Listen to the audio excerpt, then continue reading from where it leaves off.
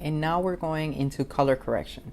So color correction is a technique that's going to come in very handy for you when you are doing cover-ups that are very predominantly red or blue. Before you go in with any shading, you need to make sure that you neutralize that unnatural coloration.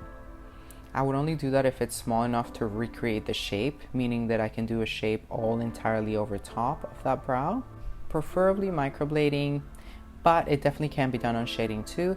And just make sure that you warn them on possibly dark results. So obviously when you're covering up a brow that has healed poorly like this, you're obviously going to have to use several pigments, so it might be a little bit darker than what they already had. The main theory of color correction bases off of complementary colors. So if you're looking at the color wheel here, you'll see colors that are sitting opposite on the color wheel are called complementary. It means that they complement each other on the color spectrum.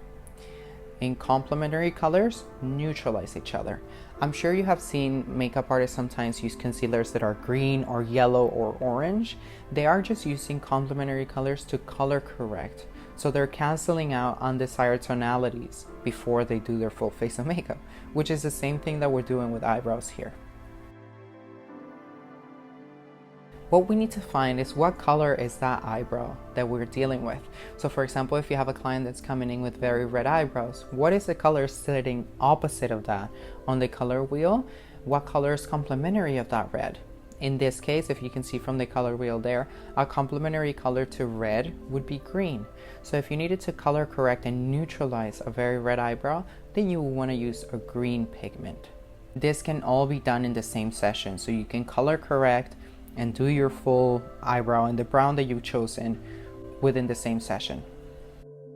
So I'm going to show you an example here. I try to animate it as best I could, but I also want to show you that you do not need to do an entire colored eyebrow. You want to just create a very thin veil of that color to neutralize that undertone, and then go in with your brown.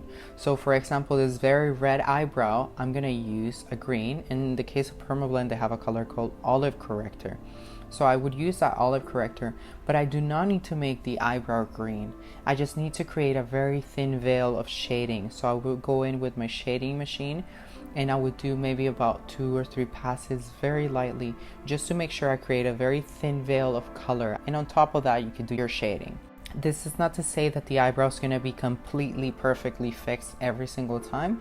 There are going to be times when these colors are going to still stick out, but this will help neutralize and make it the best results you can. Same thing with the eyebrow at the bottom. If you see them blue and gray, would be considered a very cool tone color. So the opposite of that on the spectrum would be a golden, maybe a yellow. So then we could use the golden corrector to do a very thin veil of color to neutralize that blue, and then do your eyebrow shading over top. We need to do this because if you apply the same color brown all the way throughout without any prior color correction, and you have a very red or very blue brow underneath, when healed, that eyebrow color will pop through and you will have issues with healing. Sometimes you are able to do a cover up without color correction. You just want to make sure that the color underneath is not too predominant.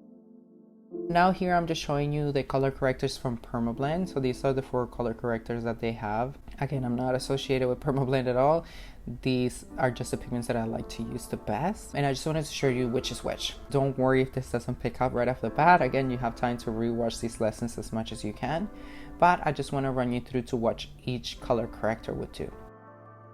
Their soft yellow color corrector would neutralize those blue and red brows. These are brows that might have some very cool tone pigment, but it's still some red from scar tissue.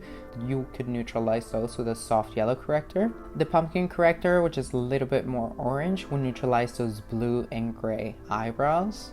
So those very, very cool tone brows. Your olive color corrector would neutralize very red brows, as we saw in the example. And your golden corrector would neutralize blue brows.